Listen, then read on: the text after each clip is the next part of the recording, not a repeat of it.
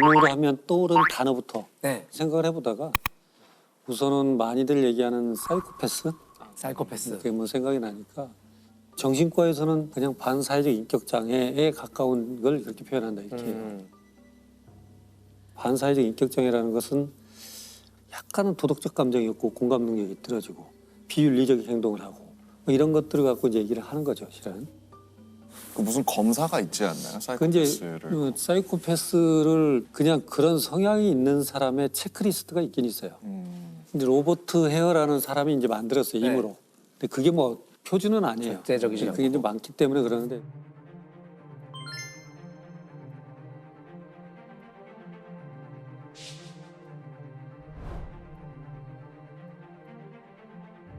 총 20개 항목이니까 만점이 40점이 되는 거죠. 보통 25점 정도를 경제성으로 봐요.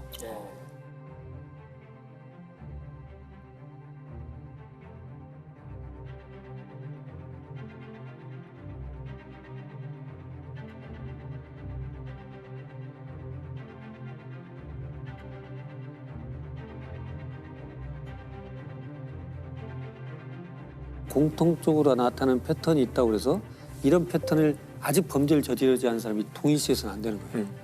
아직은 그래서 그렇게 해서 했지만 제가 이제 오늘 찾은 사람은 네. 제임스 펠런이라는 제임스 펠런. 뇌신경 과학자입니다.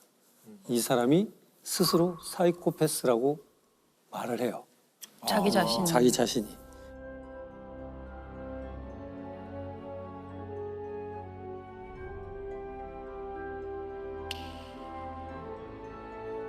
그러니까 지금까지 나와 있던 기준으로 보면 나는 사이코패스다 라고 선언을 하게 되는 거죠. 그러면서 이분이 또 책도 써내고 그래서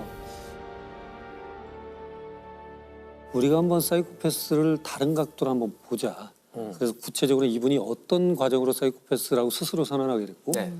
또 자기는 왜 범죄를 저지르지 않았는가도 또 설명하게 되고 한번 비교해 볼 필요가 있겠다. 이렇게 되는 거죠. 과학자답네요. 나를 객관화 네, 시키면서. 그렇죠. 그렇죠. 내가 사이코패스. 사실 굉장히 용기가 필요한 일이잖아요. 그렇죠. 그러게요. 응. 근데 본인이 사이코패스라는 건 어떻게? 이 재밌어요. 아까 이분이 이제 뇌신경과학자잖아요. 네네.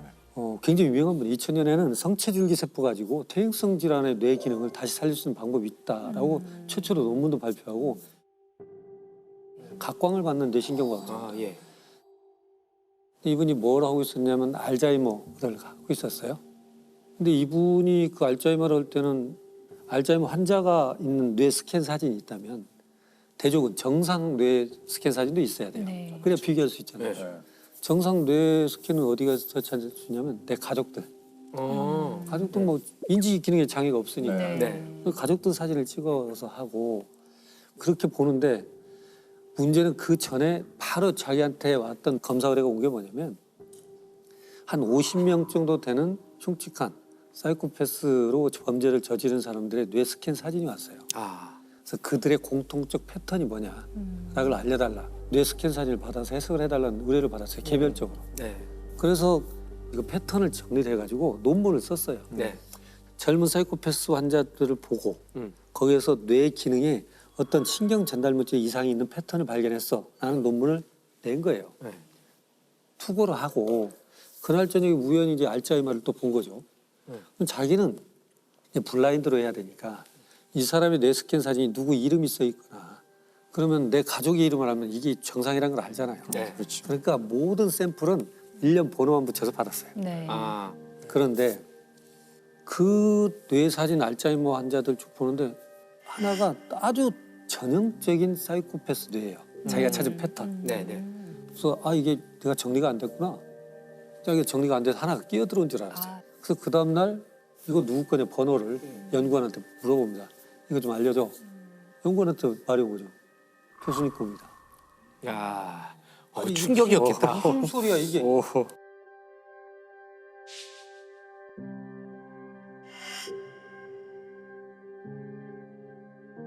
아니 난 폭력전과도 없고 폭력적이지도 않았고 뭐 어떤 죄도 저지른 바가 없는데 내가 무슨 사이코패스 말도 안 되지. 다시 알아봐 그러니까 본인 거예요. 이렇게. 그 사이코패스 이 범죄자들의 뇌의 공통점은 어떤 거예요? 이제 이게 지금 이게 뇌를 자른 거라고 보시면 돼요. 네. 아, 예, 모두가 예, 예. 들어가 있잖아요. 이게 이제 우리가 대뇌가 있고 뒤에는 이제 소뇌가 이렇게 있는데 여기는 어디냐면 우리 눈이 있는데요. 그러니까 여기가 공감 능력을 발휘해요. 아. 자 그러면 야 연쇄살인마 그리고 주도 면밀한 살인마 이런 사람들은 뭐가 문제지? 그들은 상대의 통증과 고통을 느끼지 못했을 거야. 죽이고 싶다는 충동을 조절하지 못했을 가능성이 있고 전반적인 감정적 선이 망가졌을 가능성이 있다라고 보는 거예요. 이 기능이 저하되는 거거든요. 보니까 스캔이잖아요. 요 밑에가 없죠. 어머. 이제 전전두 피질 안화 네. 하고 복내측 전전두 피질이 굉장히 검은색 활동을 하지 않는 활동하지 것들을 않는 나타내요. 거군요. 이게 기능을 안 해요. 웬일이야? 거기서 이게 반응을 보이지 않는 거예요. 감정적 감정, 동요가 예. 없는. 그렇죠. 아. 그래서 이런 전형적 패턴을 가지고 있는데 이게 자기예요. 다 이렇게 써 있잖아요. 어머. 충격적이었겠다 진짜. 그러나 이분은 말도 안 된다고 생각하고 이걸 접어버려요. 그런데 어느 날 집에서 이제 바비큐 파티를 하는데 네. 이제 이 과학자의 사촌이 계보학이라고 해서 우리는 이제 족보가 있잖아요. 아. 조상을 찾아가는 이런 게 후에마이처럼. 근데 그 동생이 자기 집안을 조사를 했어요. 네. 그 책을 보내왔는데 자기의 몇 대 몇 대 가면 근친 살인자가 있어요. 또 폭군이 자기 조상이고 굉장히 많은 사람을 살해했던 왕이 자기 집안이고 그래서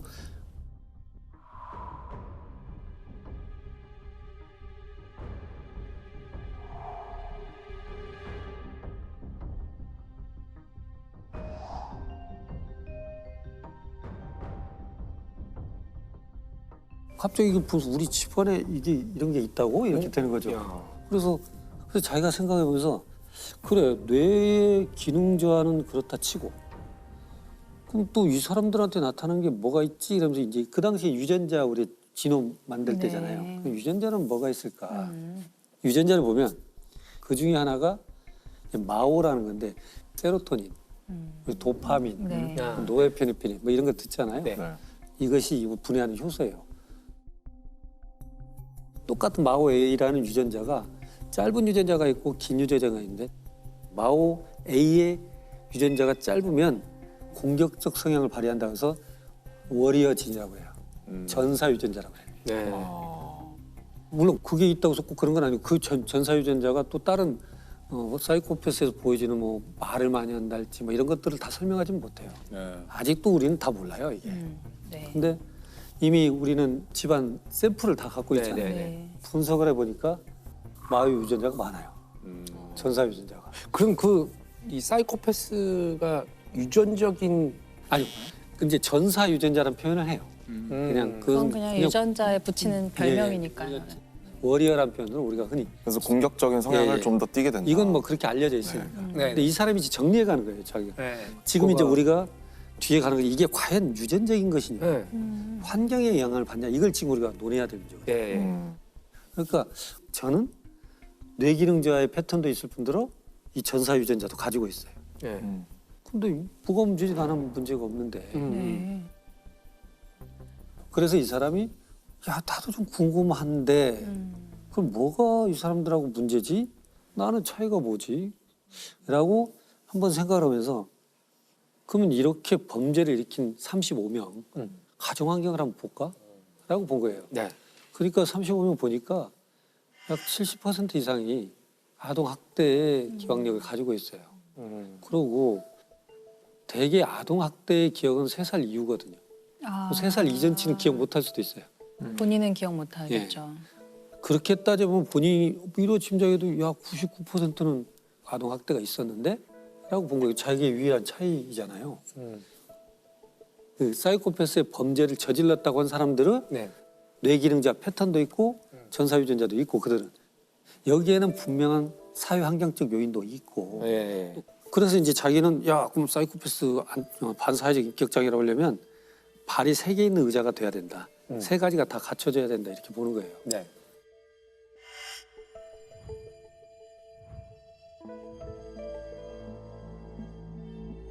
That's the second thing. So it's brain damage, the genetics. The third key thing is abuse. and how that. I analyzed all of them, 5 of which I determined were the brains of psychopaths. 근데 여기에 나타난 사람의 패턴들을 보니까 그런 부분이 있는 것이지. 이거 다 있어도 아무런 일을 발휘한 사람이 없어요. 여러 이론 중에 하나라는 말씀이시죠. 그렇죠.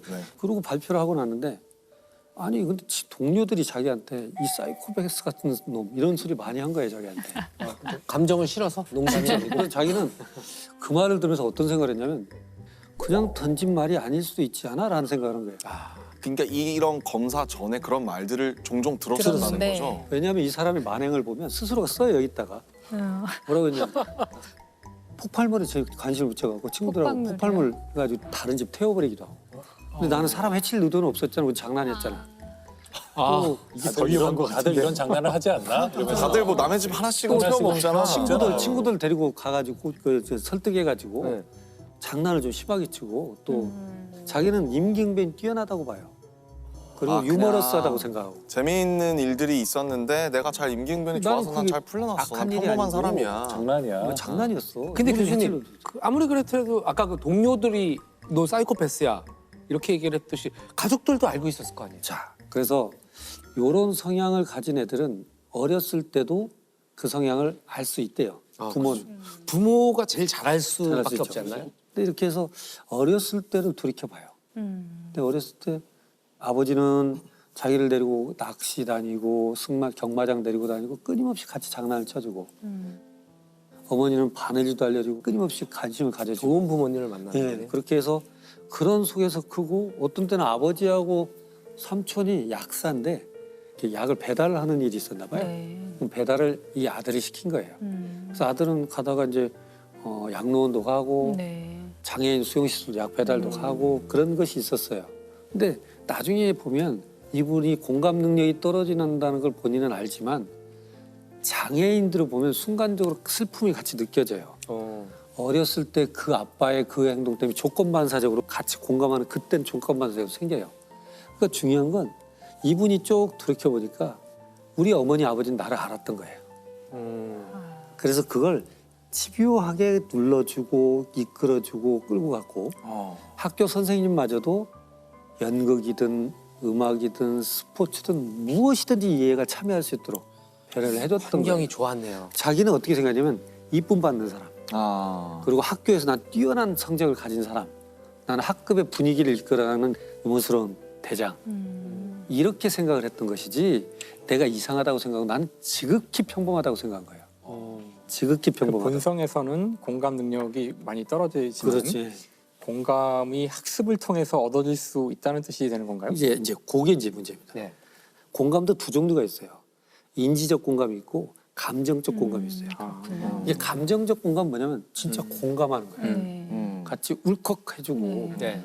근데 이제 우리가 말하는 인지적 공감은 뭐냐면 홍수가 나면 저거 어떻게 하지? 저 전쟁 났는데 어떻게 하지? 라고 생각하는 것이지 그 슬픔을 느끼진 않아. 이게 미묘한 차이예요. 그래서 이 사람은 공감 능력이 떨어진 사람이라는 것이 이 책 전체에서 보여져요. 자기가 해부학교실 근무를 할 때 어떤 어린아이가 소녀가 사망을 했어요. 네. 근데 부모가 울고 있는 옆에 가서 뭐라고 그러냐면 드레스가 참 이뻐요. 아이고. 드레스가 깔끔하고 이쁘니까 소녀의 죽음을 애도하는 부모 옆에서 드레스가 참 이쁘군요 이렇게 표현해요. 그러니까 죽음은 아는데 이 부모의 심정은 몰라요 나는. 그리고 가족 친척들의 장례식장에 안 가요. 부위봉투 하면 되는 거야. 내가 가서 의미는 없잖아 이렇게 생각해요.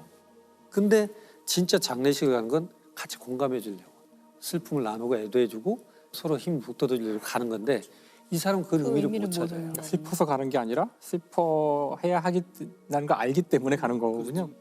그러나 참 아버지가 돌아가서 슬프겠구나. 그건 이해는 해요. 머리로 말하자면, 이해하는 예. 거죠. 배워서 아는 공감이네요. 진짜. 그렇네요. 그것은 그렇죠. 그럴 수 네. 있죠. 그렇죠. 그러니까 어떻게 보면 이런 공감을 가진 사람은 공감을 하는 척은 할 수 있어요. 그래서 이 사람이 이걸 쓰면서 페이지에 뭐라고 하냐면 나는 친사회적 사이코패스, 운 좋은 사이코패스 이렇게 표현을 해요. 네. 결국 뭐냐면 비록 내 공감 능력은 떨어지지만 사회 규범이 지킬 줄 알고 도덕이 무엇인지 알고 또 남한테 크게 전과를 저지르지 않은 그런 것들은 있다. 네. 그 컨트로버시가 있잖아요.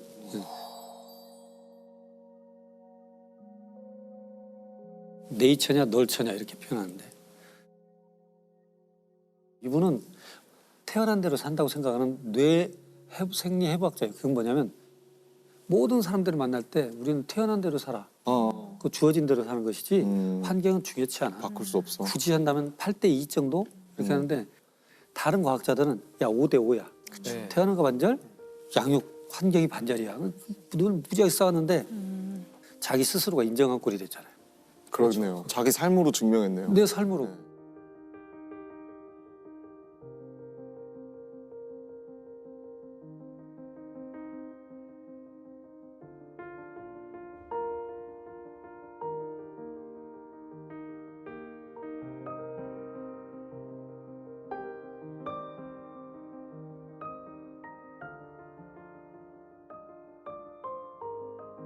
근데 중요한 건 이 사람이 자 그러면 나는 이 사회에는 사이코패스가 없는 건가?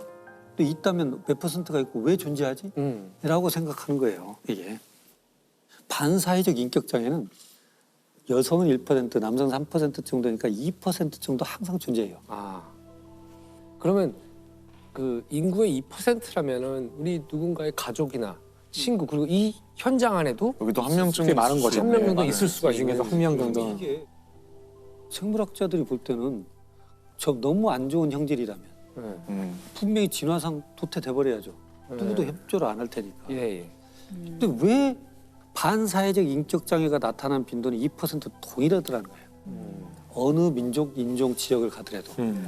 야 이걸 한번 생각을 해보자. 반사회적 인격 장애를 가진 유전자 풀은 2% 존재하는 이유는 뭘까? 그러니까요. 그래서 차가운 이성, 냉철한 판단력, 사람을 선동하는 기술. 지금은 우리가 평화로운 시대 때는 독선적이지만 전시에는 어떨까 생각해 보는 거예요. 본인. 아. 전시에는 거리낌 없이 총을 쏠 거야. 네. 나의 주저함이 우리 아군한테 피해를 끼칠 수 있으니까. 상대방이 이 총을 맞고 아플까를 전혀 생각하지 생각하지 않고. 훌륭한 장군이겠네요. 그렇죠. 또 이 어려운 시기가 되면 어떤 거짓말을 해서라도 선동할 거야. 저 너머에 가면 우리 뭐가 있을 것이다. 끊임없이 연구해서 뭔가를 찾아내기도 하고 네. 이랬던 것들이 있다. 네. 우린 집단 내에 공고의 2%가 살아남아서 지금까지 가는 이유에는 어떻게 보면 그 소수들이 가장 어려운 인류 역사에서 난관을 뚫고 나온 사람들일 수도 있다.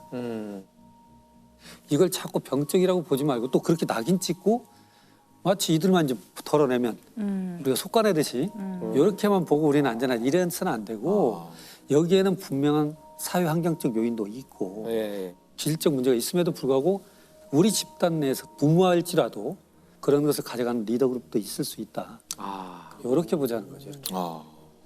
그것도 하나의 인간들이 지금까지 살아오는데 어떤 기능을 하긴 했지 않았나 이런 생각이 드네요. 근데 한편으로는 참 재밌는 게 우리가 이제 그 다양성이 중요하다고 이야기하잖아요. 보통 다양성이 중요하다고 얘기할 때는 어떤 최소한의 가치나 최소한의 기준을 만족시키는 선에서 다양성을 이야기하는데 이 이야기를 듣다 보니 다양성을 우리가 어디까지 넓힐 수 있는지를 들은 것 같아서 와, 우리가 공감 능력이 없는 사람하고도 같이 살아갈 방법이 있을지 모르겠다는 네. 그런 아이디어를 주는 것 같아서 그게 없다면 진짜 미래 사회에서 그런 유전자를 찾아내서 마이너리티 바로 리포트. 그냥 예, 제거하고 예. 사실 그 전에 우리가 이런 많은 그 차별을 하는 상황들이 역사에서 많이 있었잖아요. 네네. 예를 들어 뭐 동성애자들을 한때는 다 막 색출해 죽이거나 정상이라는 것을 정의해 놓고 이제 우리가 그러면 안 된다는 걸 알고 우리가 다양성의 범위를 넓혀서 같이 살아가고 있는데 이제 사실 공감 못하는 사람까지 같이 살 수 있을까 이런 생각을 처음에는 해봤는데 사이코패스 때문에 더 힘드실 것 같아요. 앞으로 남은 생이. 네. 소시오패스 때문에 더 힘드실 것 같아요. 소시오패스가 소시오패스. 요즘 뭐 많이 네, 나오니까. 네. 우리나라에서 사이코패스 제일 많이 보신 분이 우리나라에서 사이코패스 제일 많이 보신 분이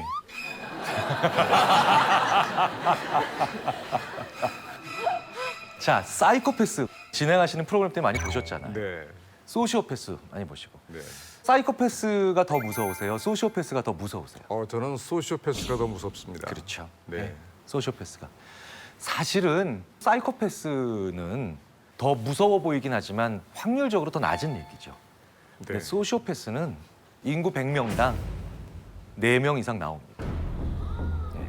더 높게 추정하는 사람도 있고요. 그렇기 때문에 지금까지 살아오시면서 소시오패스들은요 반드시 만나보신 거예요. 그러면 대부분 이러세요. 나 소시오패스 만난 적 없는데? 나 그런 경우 별로 없었어. 자, 그러면요.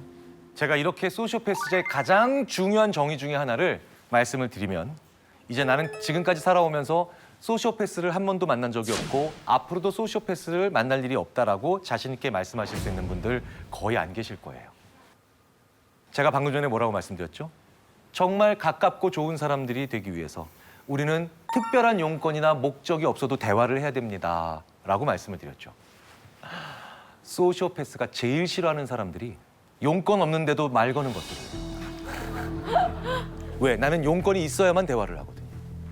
소시오패스의 가장 중요한 특징 중에 하나가 바로 뭐냐면요. 내가 필요할 때만 나한테 잘해주는 사람이에요.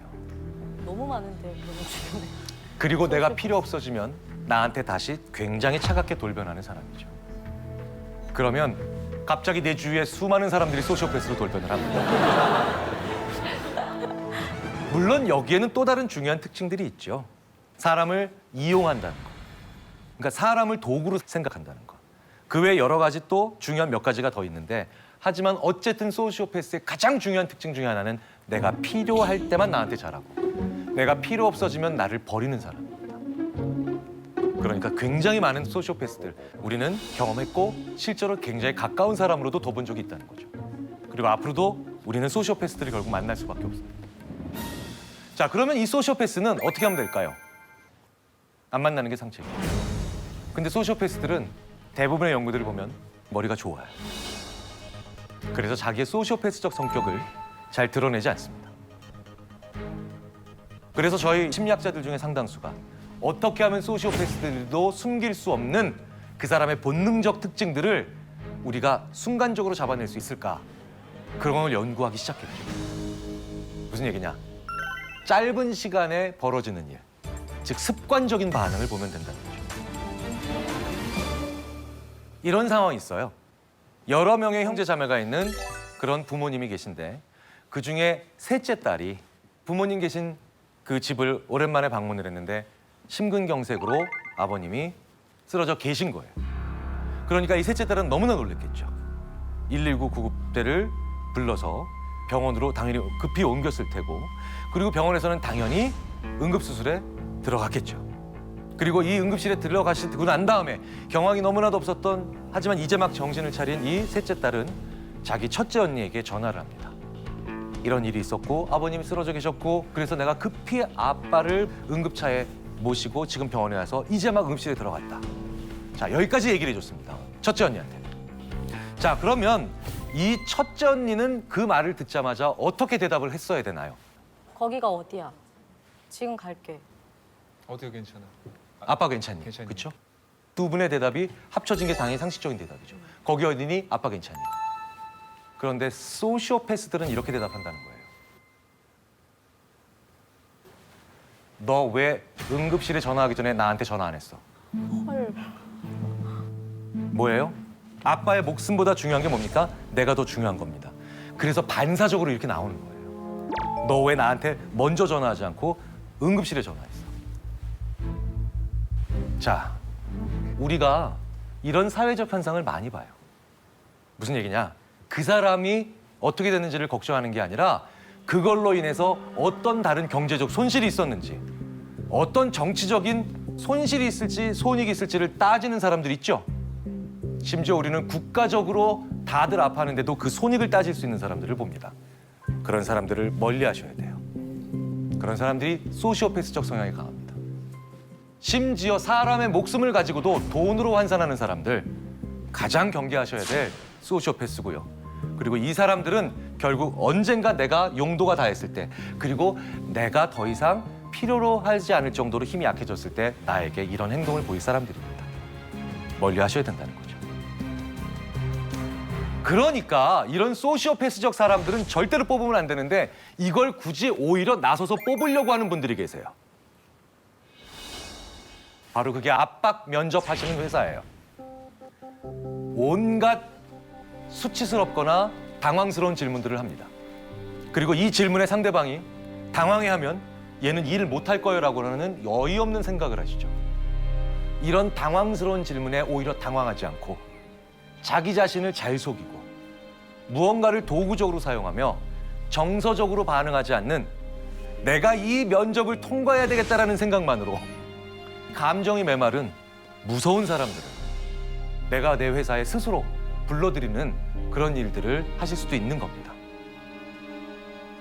도덕은 그 전제 자체가 맞다라는 걸 가정하고 시작하는 거죠. 그렇기 때문에 우리가 생각하는 도덕은 사이코패스들에게 절대로 도덕이 될 수 없다는 이야기를 드리는 겁니다. 예를 들면 내가 배고픕니다. 그런데 남의 걸 빼앗습니다. 도덕적으로는 말이 안 되죠. 하지만 사이코패스들에게는 이해할 수 없는 상황이라는 겁니다. 당장 내가 배고픈데 왜? 죽여서라도 뺏는 게 맞는 거지. 그게 나한테는 말이 되니까. 그들에게는 이게 도덕인 거예요. 그러니까 사이코패스들에게 논리적으로 설득이 안 되는 것들은 다 도덕이 될 수가 없다는 거죠. 그런데 우리가 가지고 있는 수많은 도덕 중에 논리적으로 설명이 되는 게 얼마나 많을까요? 의외로 많지 않습니다. 당연한 겁니다. 그러니까 유진은 우리가 생각하는 도덕을 완전히 자기의 방식대로 도덕의 그림을 그리기 위해서 그 도구로서 변호사가 되고 싶었던 거죠. 불타는 정의감이나 아니면 사회적으로 인정받고 싶다라고 하는 인정 욕구조차도 아니라는 거예요. 뭐 사실 꼭 사이코패스가 아니더라도 내 마음대로 도덕의 판을 짜기 위해서 그리고 바꾸기 위해서 법조인이 되는 그런 분들 꽤 있잖아요. 아마도 정유정 작가는 그것에 대해서도 한번 일침을 가려한 게 아닐까 조심스럽게 생각을 해봅니다. 인간이 늘 정답을 선택하지 않는 건 그것이 불편하기 때문이라고 생각한다. 도덕의 눈금을 조금 낮추자 간단한 해결법이 보였다. 여기서 유진이 말하는 정답은 윤리, 도덕, 가치, 신념 등 보편적인 우리가 추구하는 그런 측면들입니다. 그걸 사람들이 늘 선택하지 않는다는 건 사이코패스들도 알고 있다는 걸 의미합니다. 이게 무슨 얘기일까요? 아주 냉정한 자기 합리화라는 겁니다. 나만 부도덕한 게 아니라는 거예요. 결국 너희들도 그렇다는 얘기죠. 너희들도 윤리적인 정답을 매번 지키려면 불편하잖아. 불편하기 때문에 늘 정답만을 선택을 하는 건 아니잖아. 그리고 너희들도 자주 도덕의 눈금을 조금씩 낮추니까 간단한 해결법이 보이잖아. 나도 너희들처럼 낮추고 있다. 이렇게 얘기하는 것뿐입니다.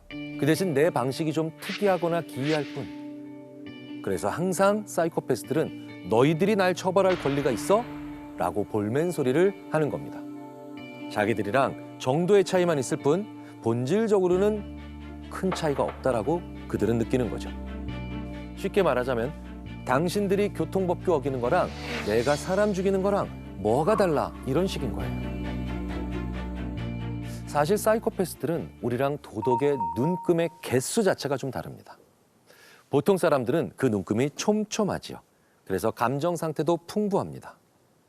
하지만 이 사람들은 눈금이 너무 적으니까 극단적으로 변하는 겁니다. 모 아니면 도 이런 식이죠. 그리고 이 구절에서 간단한 해결법이라는 말 이거 사이코패스들에게 적용하면 굉장히 무시무시한 뜻이 됩니다. 옆집 사람이 시끄럽게 해요. 지나가던 사람이 나를 무시해요. 개가 짖어요. 사이코패스들한테 간단한 해결법이 뭐겠습니까? 죽인다. 여러 개의 해결 방법을 놓고 선택하는 게 아니죠. 여기서 가장 중요한 건 우리는 대부분 공생과 공존의 방식을 택한다는 겁니다. 하지만 이 사람을 죽이고 해치면 죽인 사람은 더 이상 공존하는 게 아니잖아요.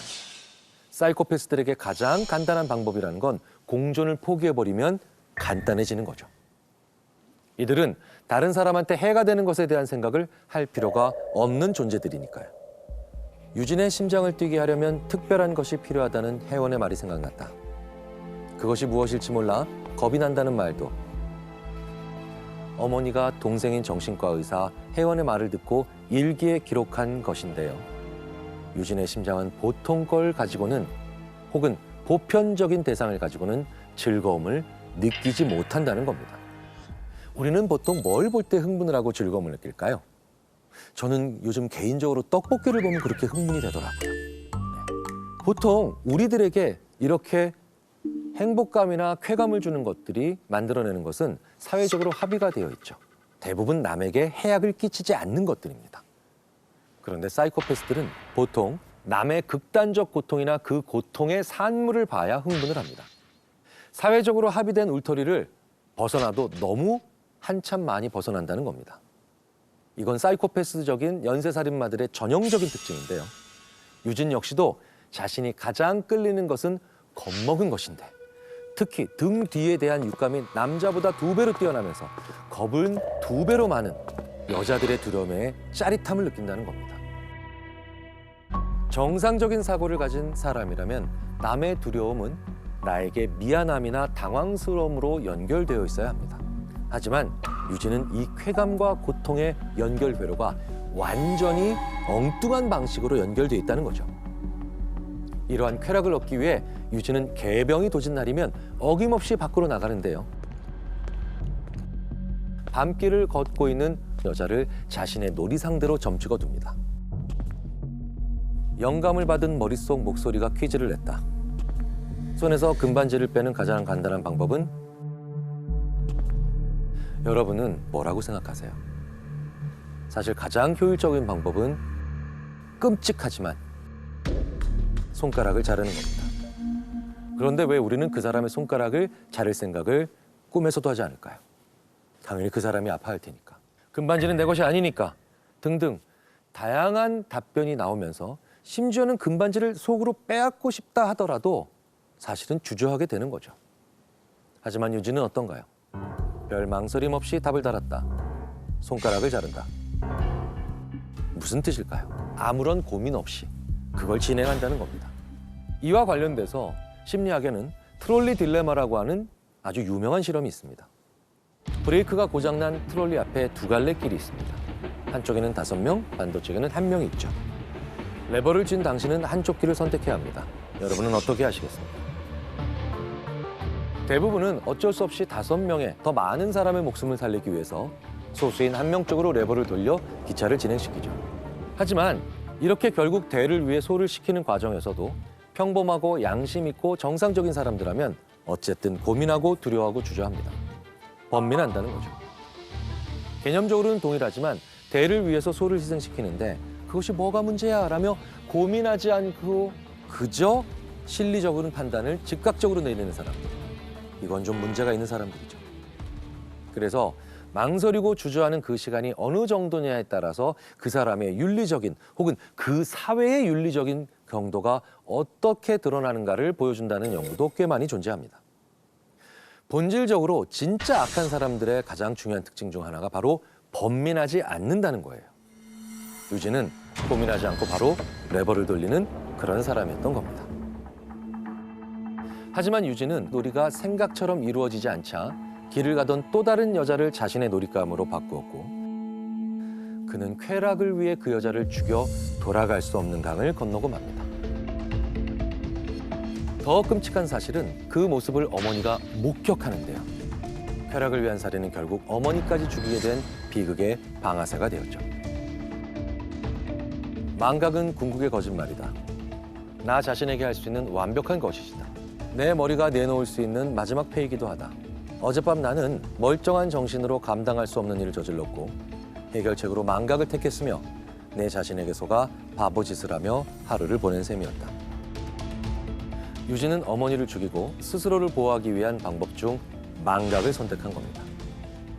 그런데 여기에서 흥미로운 점은 사이코패스들이 말하는 망각과 우리가 생각하는 망각이 꽤 다르다는 거죠. 사이코패스들은 잊으면 안 되는 것들을 잘 잊습니다. 예를 들어서 지난주에 내가 중국집에서 짜장면을 맛있게 먹었다고 가정해 보겠습니다. 짜장면을 먹을 때 보통 어떤 걸 기억하나요? 당연히 짜장면의 맛이죠. 그런데 혹시 그 그릇의 색깔 기억하시는 분 계시나요? 아마 대부분 거의 기억 못 하실 겁니다. 사이코패스들은 그게 뒤바뀐 사람들이라는 거예요. 본질인 짜장면의 맛을 기억하는 게 아니라 그릇의 색깔만 기억을 한다는 겁니다. 보통은 우리가 그렇게 기억을 안 하는데도 말이죠.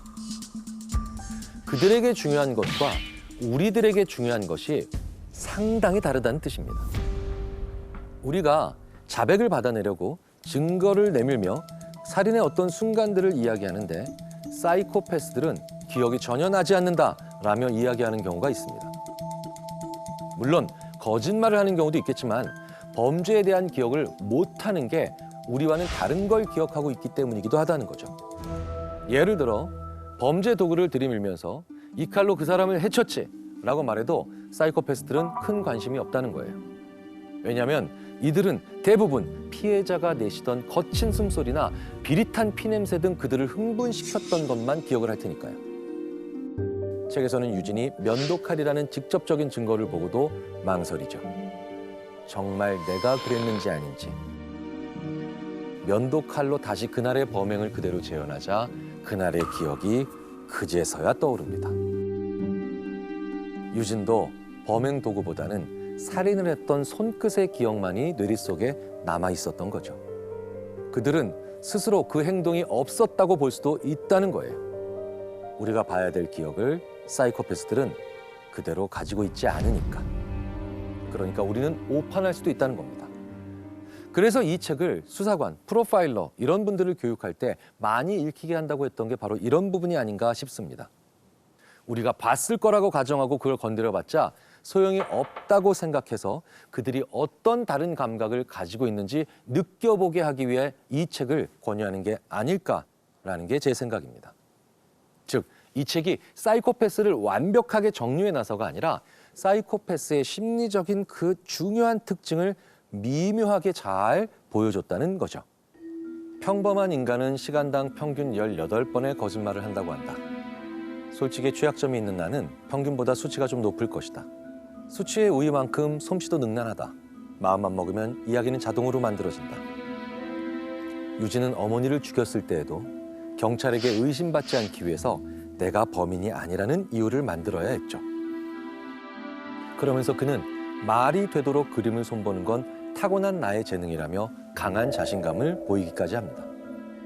하지만 그의 어머니는 그걸 거짓말이라 평가절하를 합니다. 유진은 이해할 수 없는 거죠. 말이 되도록 그림을 손보는 게 이게 왜 거짓말인지. 사이코패스들이 거짓말에 능수능란한 이유가 있습니다. 간단합니다. 죄책감을 못 느끼기 때문입니다.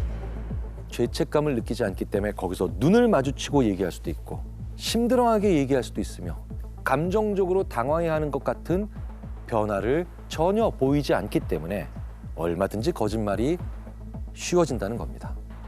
보편적인 우리들은 거짓말할 때 다 티가 나는 대목들인데 그래서 유진은 일반적인 사람들과는 달리 자기가 거짓말을 할 때 나타나는 일반적인 감정적 징후들을 피해갈 수 있다는 걸 알고 있다는 얘기가 됩니다. 유진은 태연하게 어머니의 죽음에 대해서 주변 인물들에게 거짓말을 합니다. 하지만 유진의 성향을 아는 정신과 의사 이모 혜원은 이를 수상히 여겼고 유진의 어머니가 계속 연락이 닿지 않자 결국 집으로 찾아옵니다. 유진이 혜진의 전화를 받고 잠깐 집을 비운 사이 혜원은 언니의 시신을 발견합니다. 그리고 그녀의 등 뒤에서 유진이 지켜보고 있었습니다. 나는 카운트다운을 하는 심정으로 이모의 움직임을 지켜봤다. 나는 기다릴 만큼 기다렸고 기회를 줄 만큼 줬어. 차고 단단한 포석에 맨발이 닿았을 때 기이한 일이 벌어졌다. 어제부터 줄기차게 그네를 타던 어머니가 사라지기 시작했던 것이다. 이모 역시 내 머릿속에서 사라졌다. 나를 등진 채 퍼걸러 테이블 앞에 서 있는 건 이모가 아니라 장작개비였다. 어머니를 겁주고 들쑤시고 어르고 뺨을 쳐서 나를 망가뜨리게 만든 요망한 장작개비. 이 책에서 유진이 하는 중요한 행동 중에 하나가 바로 뭐냐? 끝없는 자기 변명입니다. 거의 모든 걸 합리화하죠. 내 목적을 달성하고 누군가를 제거하기 위해서는 상대방이 물건이 되면 굉장히 간단해진다는 걸 알고 있습니다. 그래서 유진에게 이모는 더 이상 인간이 아닌 장작개비로 보이는 거죠. 이모를 죽이기 직전 유진은 이런 생각을 합니다. 16년 전에 지금 같은 두려움을 느꼈다면 얼마나 좋았을까. 한 소년의 인생에 대해 단 1g의 무게만 느꼈더라도 오늘 같은 날은 오지 않았을 것을. 지금 이 자리에서 이런 운명으로 대면하지 않았을 것을. 이젠 너무 늦었다. 결국 이 말은 이모가 그때 내 인생에 간섭만 하지 않았더라면 이런 일은 없었을 텐데 이 뜻이 되죠. 자기의 살인을 원망으로 정당화시키고 있는 순간입니다.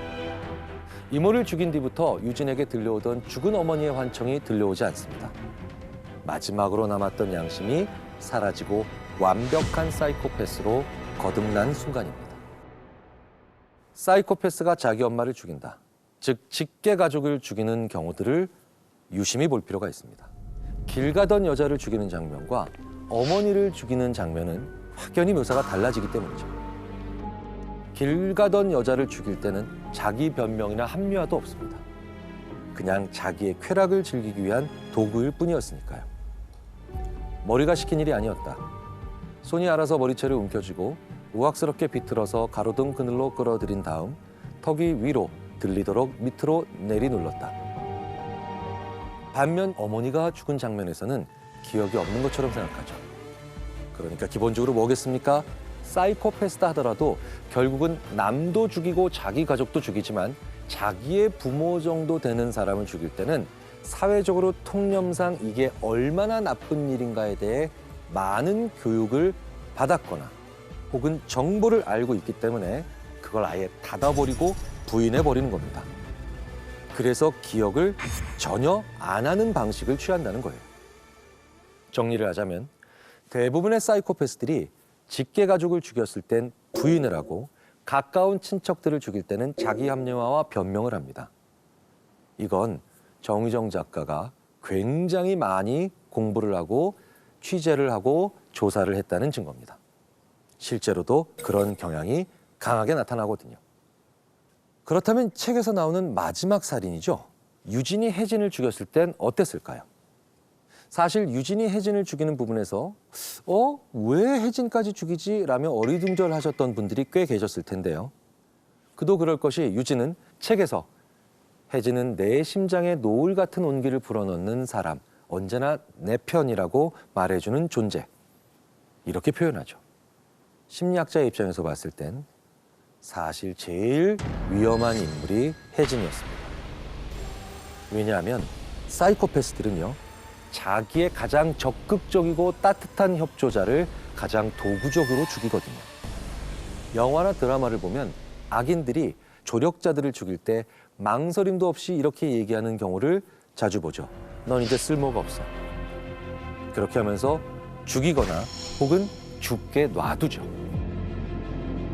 그들에게 있어서 타인은 인간이 아닌 그냥 도구거든요. 사이코패스한테 우정이 어디 있어요? 책을 읽다 보니 우리들이 그렇게 생각한 거죠. 제가 생각했을 땐 유진에게 혜진은 그저 도구일 뿐 그 이상 그 이하도 아니었을 겁니다. 이렇게 4번의 살인 끝에 유진은 어머니가 옳았다며 결국 자기 자신을 사이코패스로서 자각하게 되고 사람들 속으로 사라집니다. 이제 내가 왜 인간의 악에 관심을 갖는지에 대해 대답할 차례다. 평범한 비둘기라 믿는 우리의 본성 안에도 매의 어두운 숲이 있기 때문이다. 이를 똑바로 응시하고 이해해야 한다고 여기기 때문이다. 그러지 못한다면 우리 내면의 악, 타인의 악, 나아가 삶을 위협하는 포식자의 악에 제대로 대처할 수 없다.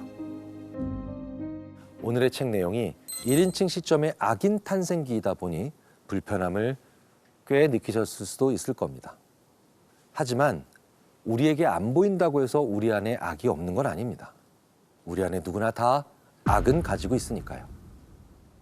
지구상에서 가장 저명한 소시오패스 연구자인 마사 스타우트는 소시오패스를 대처하려면 아웃스마팅 해줘야 된다라고 얘기를 하죠. 우리도 마찬가지입니다. 악을 제대로 알고 정확히 알고 그리고 많이 알아야 악에 대처할 수 있습니다. 나 자신을 위해서, 타인을 위해서, 그리고 세상을 위해서 우리 안에 악한 본성을 바라보고 이해하는 시간이 되셨으면 좋겠습니다.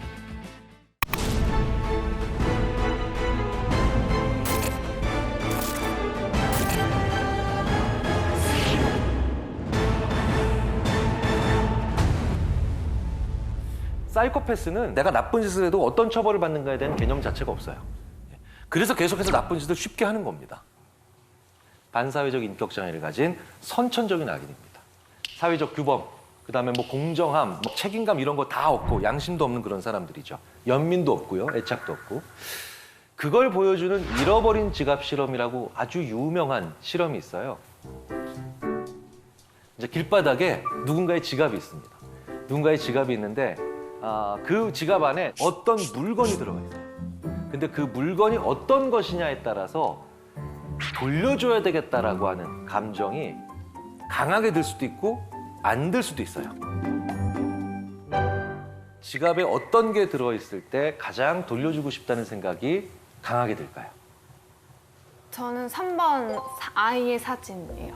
왜냐면 저게 저 사람한테는 지갑에 넣고 다닐 정도로 소중한 사진이니까. 다른 분들도 대부분 동의하시지 않나요? 자, 지갑의 회수율 실제로 어떻게 나오는지 한번 볼까요? 네. 자, 압도적 차이죠. 15, 20, 88. 네. 뭐 이런 결과가 나오는 게 크게 이상하지 않으시죠? 그렇죠? 그렇다면 타고난 사이코패스나 소시오패스들이 이 세 종류의 지갑을 어떻게 대하는지 대충 이제 짐작이 가실 겁니다. 전혀 차이가 없죠. 연민이 없기 때문입니다. 그들은 오로지 어떤 지갑이든 돈이 얼마나 들었는가에만 관심이 있습니다. 그래서 이 사람들은 딜레마에 빠지지 않아요. 딜레마는 야, 이렇게 하자니 얘가 힘들고 이렇게 하자니 이쪽이 피해를 봐. 이런 걸 다 딜레마라고 하죠. 자, 예를 들어서 이런 겁니다. 어떤 마을에 살인마가 나타났어요. 그런데 마을 사람들이 이렇게 이제 곳간 같은 데서 이렇게 숨어 있는데 갑자기 어린아이가 갓난아기죠. 갓난아기가 막 울음을 터뜨리려고 해요. 이제 발각되면 우린 다 죽는 겁니다.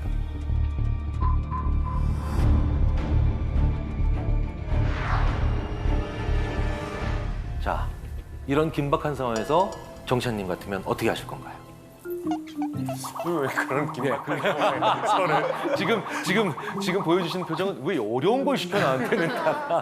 생각해봤는데요. 저는 두 가지로 행동할 것 같아요. 네. 만약에 아이의 아빠였다면 나머지 마을 사람들을 다 같이 죽게 할 수 없잖아요. 아이를 안고 뛰쳐나갈 것 같아요. 도망쳐 보겠어요. 그리고 두 번째는 어차피 죽을 거 싸우다 죽어보겠어요. 차라리. 애기가 우는 걸 어떻게 뭐 할 수가 없잖아요. 그렇죠. 네. 그 두 가지 방법 외에는 떠오르지 않네요. 어떤 분들은 또 이렇게 얘기하세요. 어떻게든 소리가 안 나가게 막아보겠습니다. 네. 그래서 제가 그런 생각도 어떻게 하셨나 했더니 음향공학과 전공입니다. 그럴 수도 있겠구나. 네. 심지어 또 어떤 분들은 이러세요. 아이에게 최면을 걸어보면 안 될까요? 또 시작하고, 네. 어떻게든 아이를 죽인다로 가지 않아요. 네. 아기를 즉각적으로 죽인다라는 대답을 안 하시는 분들이 정상인 거죠. 그렇죠. 하지만 사이코패스들은 애 죽여. 한 방에 나오는 거예요. 이게 합리적이다라는 것이 그래서 무서운 거예요. 대를 위해서 소를 희생시킨다? 합리적일 수 있죠. 실용적인 걸 위해서 가치를 희생시킨다? 합리적일 수도 있죠. 그런데 이들은 이렇게 약한 자나 아니면 소수를 대를 위해서 아니면 이익을 위해서 희생시키는데 제일 중요하죠. 망설임이 없다. 예. 그래서 딜레마 문제를 주고 어떤 해결책으로 가느냐를 중요하게 생각하는 게 아니에요. 그보다 더 중요한 건 얼마나 망설이고 주저하고 그리고 힘들어하는가. 예, 이런 게 중요한 겁니다, 사실은. 자, 그런데 이 와중에 또 특이한 연구하는 분들이 많아요. 혹시 사이코패스를 겉모습으로 구별할 수 있을까요?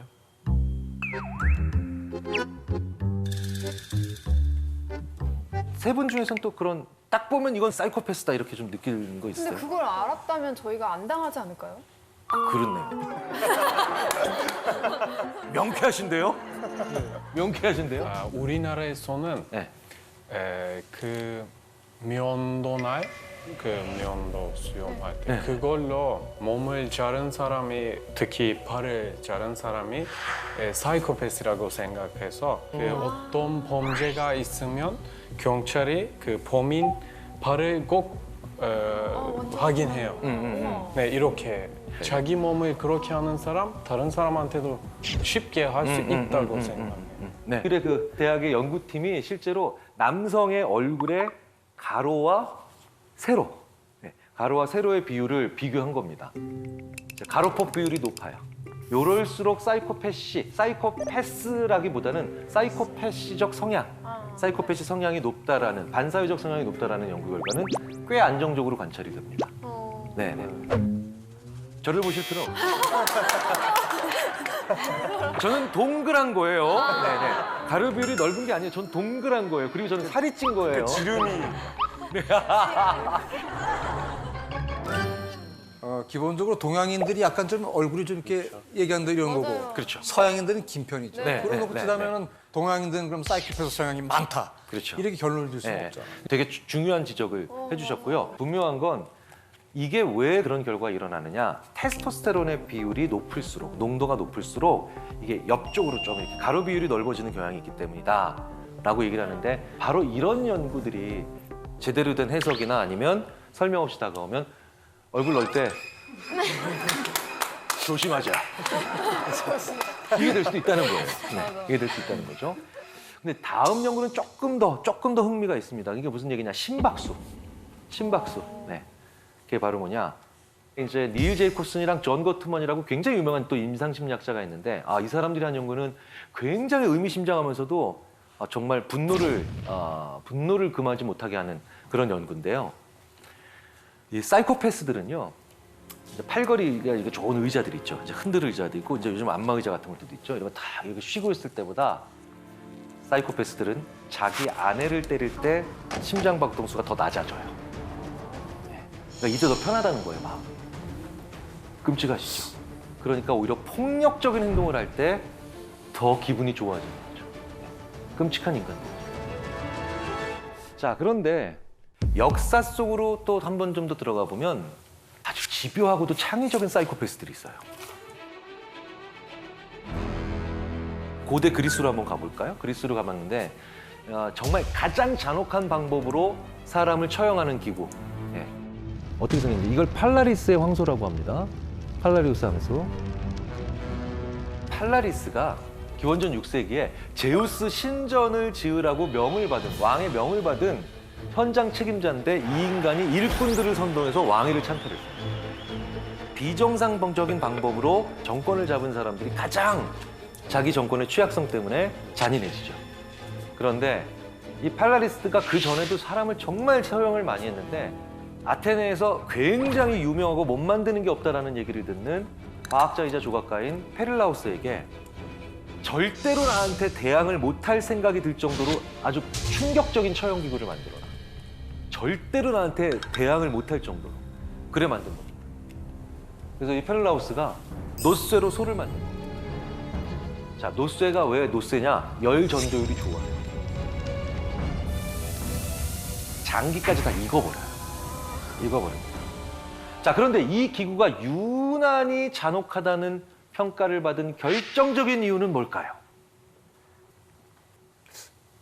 인간이 느끼는 고통의 수치가 이 화상이나 열상이 되게 높으니까 관련이 있죠. 그러니까 사실 이게 진짜 악의적인 건 사실 저렇게 화형당하면 대부분 질식을 하기 때문에 일찍 의식을 잃어버려요. 그러니까 이게 질식하는 것도 막은 거예요. 네. 몸이 그러니까 화형이나 이런 거 시킬 때는 사실 묶여 있거나 이러잖아요. 근데 저 안에서는 사실은 풀려 있는 상태에서 막 더 몸부림치고 이래서 더 잔인해서 그런가? 더 몸부림치고. 네. 그럴 수 있죠. 처형자의 비명이 계속 죽을 때까지 소 이불을 통해서 나오나요? 정답. 정답. 네. 이 입에 뚫려 있는 거. 여기에 나팔이 들어가요. 진짜 최악. 나팔이 들어가서 저 사람이 지르는 소리가 저 황소의 입으로 모든 그 사형장에 있는 사람들에게 훨씬 더 크게 증폭이 됩니다. 그러니까 이 비명이 마치 소의 울음소리, 아주 절규하는 울음소리처럼 된 거죠. 이걸 보고 있는 사람들의 공포감을 극대화시키기 위해서 이렇게 만든 거예요. 인간이 같은 장면을 시청각으로 볼 때보다 청각으로 볼 때 더 정서적으로 반응합니다. 정말 끔찍한 방법이죠. 아, 진짜 아이러니한 건 그런데 팔라리스가 이제 이걸 딱 받아들고 야, 흡족해 합니다. 그러면서 테스트를 하죠. 첫 번째 희생자 바로 제작자 페릴라우스. 예. 페릴라우스를 여기다 넣고 페릴라우스가 죽기 직전에 꺼내서 돌산에 방치해버려요.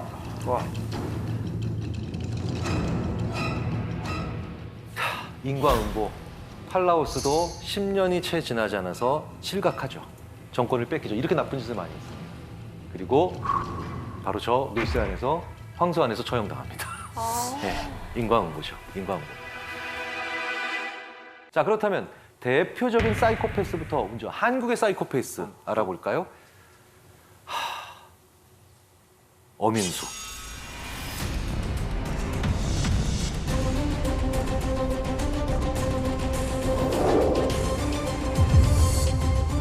(2003년부터 2004년까지) 무려 20명의 부녀자를 살해한 희대의 살인범 유영철을 능가한다는 얘기를 듣는 어민수. 유영철은 그 반사회성 성격장애 테스트에서 40점 만점에 28점을 받았습니다. 이 사람이 얼마나 다양한 범죄를 저지르냐, 얼마나 그리고 악의적이냐, 뭐 이렇게 해서 한 20개 정도의 체크리스트가 있고 여기에서 40점 만점을 놓고 이제 25점 넘어가면 사이코패스. 근데 이제 유영철이 28점 정도로 평가가 됐는데 이 어민숙이라고 하는 사람은 만약에 한다면 40점 만점이 나올 수도 있을 거다라고 생각하는 전문가가 있을 정도로 왜 그런지 아십니까? 자기 가족, 자기 부모 다 죽일 수 있는 사람이기 때문에. 이 사람은 보험 설계사를 했기 때문에 보험금이 어떤 식으로 지급이 되면 어떤 장애에 주로 지급이 많이 되는지 알고 있죠. 그래서 이 어민숙은 눈을 노리고 합니다. 눈을 그냥 찔렀다니까요. 약물을 집어넣고. 첫 번째 남편을 사망하게 하죠. 오빠도 그리고 어머니도 실명시켜요. 더 이해할 수 없는 건 사실은 여기 가사도우미, 자기 집 많이 도와주신 가사도우미 분이 계세요. 사실 이 사람들은 가족이 아니기 때문에 보험금을 타지도 못하죠. 근데도 그냥 그 집에 불을 질러서 그 가사도우미 분 남편은 사망합니다. 무슨 얘기냐? 그냥 죽이는 거예요. 이제 멈출 수가 없는 거예요. 게다가 이제 불안감을 못 느껴요.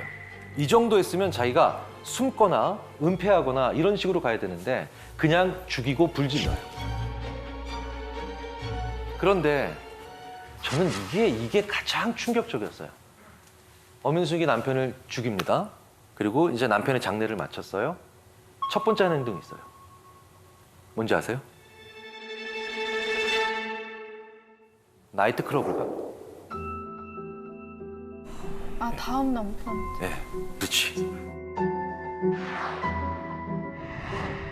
자, 이런 사람들이 사이코패스입니다.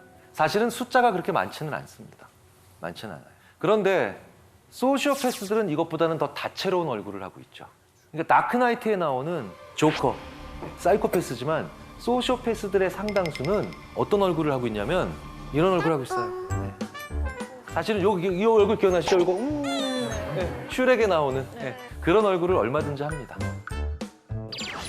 제가 유학 시절에 제 미국 친구의 또 다른 미국 동료가 바로 이런 유형의 소시오패스인데 처음부터 굉장히 어려운 일을 많이 얘기하고 힘든 이야기를 많이 하면서 동정심을 삽니다. 근데 자기도 모르게 그래서 제 동료인 A는 그 B의 사정을 듣다가 자기 돈을 다 쓰게 돼요.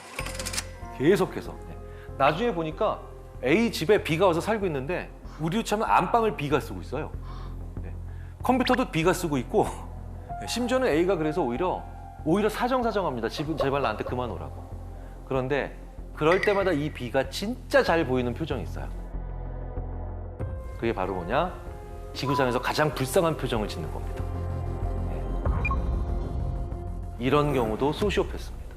더 중요한 건 어떤 경우든 소시오패스들은 가스라이팅을 한다는 거예요. 자, 그러면 이제 가스라이팅은 어떤 단계를 거치느냐? 바로 이런 단계죠. 첫 번째로 관계를 형성해야 되죠. 그렇죠? 밀접한 관계. 그러니까 제일 밀접한 관계. 우리 인간에게 있어서 제일 밀접한 관계가 뭐예요? 가족. 그런데 가족은 원래부터 혈연인데 혈연이 아닌데도 제일 밀접해지는 건 가족 만들기 전에 뭡니까? 연인. 연인, 부부. 네, 연인과 부부. 부부가 가장 가스라이팅이 많은 이유예요. 그러면 두 번째 반드시 꼭 하는 게 뭐냐? 아까 가스라이팅에서 나왔죠. 기억을 왜곡합니다. 그래서 한 번 어떤 실수를 하게 되면 예전 실수들이 다 같이 뛰어나오면서 넌 원래 그런 사람이야. 넌 원래 그런 사람이야. 이렇게 만들어내죠. 예. 기본적으로 여기까지 오면 사실은 말도 안 되는 얘기야라고 하면서 반박을 할 수도 많게 되지만 이 세 번째 단계까지 오게 되면은 이제는 아예 저항을 못 합니다. 그게 바로 뭐냐? 주위에 다른 사람들을 만나면 안 된다라고 계속 얘기를 하는 거죠. 그게 미니마이징이에요. 계속해서 고립시키는 겁니다. 저는 이 세 번째를 하는 군대 밖에서 군대 안에 있는 친구에게 이걸 하는 그런 사람을 만난 적이 있어요. 그러니까 무슨 얘기냐면 제가 군대에 있을 때 어떤 병사 한 친구가 갑자기 어느 날 오더니 저는 정훈 장교님이랑 이제 다시 얘기를 할 수 없습니다. 그 뭐야? 무슨 얘기야? 너랑 나랑 연애하냐? 그래서 저는 그냥 별 생각 없이 그냥 그런가 보다라고 그래 알았어 오지 마 정훈 씨래. 근데 나중에 한 2년 후에 그 친구가 우연히 저한테 이메일을 보내더라고요. 그때 정훈 장교님과 만나지 말라고 제 친구가 얘기했기 때문에 안 간 거기 때문에 죄송하게 생각한다고. 근데 그 정훈 장교님 만나지 말라고 얘기한 애가 그럼 같은 부대에 있었느냐? 아니래요. 자기 과 친구래요. 네. 그러니까 걔는 군대를 갔고 그 과 친구가 계속해서 걔네 집에 살고 있는 거예요. 걔는 군대를 갔고 그 가스라이팅이라는 친구는 그 친구를 이용하면서 계속 그 집에 살고 있었던 겁니다. 그런데 그걸 계속하는 과정에서 이 소시오패스적이고 가스라이팅하는 친구는 계속해서 자기 말을 듣게 해야 되니 제일 중요한 게 뭡니까? 주위에 다른 사람들을 만나면 안 된다라고 계속 얘기를 하는 거죠. 그게 미니마이징이에요. 어떤 식으로 됐냐면 이렇게 얘기하는 겁니다. 입영 전날에 이렇게 얘기했대요. 너 군대 가면 맞아 죽을 수 있어. 최대한 사람들에게 마음을 열지 말라고. 계속해서 고립시키는 겁니다. 마지막 단계가 있습니다. 이제 본격적으로 뭐가 시작되느냐? 무시가 들어갑니다. 근데 무시를 세게 하는 걸 우리가 보통 개무시라고 하죠. 네. 근데 정말 그런 식으로 무시합니다. 네. 옆에 그냥 물건이 있는 것처럼 무시할 때도 있고요. 근데 왜 그런지 아세요? 자 보세요. 관계를 밀접하게 맺었죠? 기억을 왜곡시켰죠? 미니마이징 시켰으니 이제 이 사람밖에 없죠? 근데 이 사람이 무시하고 나를 사람 취급 안 하는데 어느 날 갑자기 이러다가 일로 와. 이러면 진짜로 주인 앞에 꼬리치는 강아지처럼 갈 수밖에 없는 거예요. 그렇게 만들면서 계속해서 자기의 종을 만들고 자기에게 복종시키는 거죠. 그런데 이런 사람들은 자기들이 그렇게 행동하고 있다는 거 알까요? 알까요? 관심 없어요.